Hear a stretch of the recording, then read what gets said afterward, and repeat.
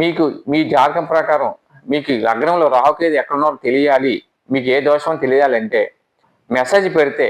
రెండోది గూలిక కాలసర్ప దోషం. ఇదేంటంటే లగ్నములో రాహు 2వ స్థానంలో, కేతువు 8వ స్థానంలో ఉంటే ఆ యొక్క జాతకానికి గూలిక కాలసర్ప దోషం ఉందని మనం భావించవచ్చు. ఈ గూలిక కాలసర్ప దోషం యొక్క ఫలితాలు మీకు ఎలాగ ఉంటాయంటే, మొదటగా ఆర్థికంగా బాగా నష్టపోతుంటారు.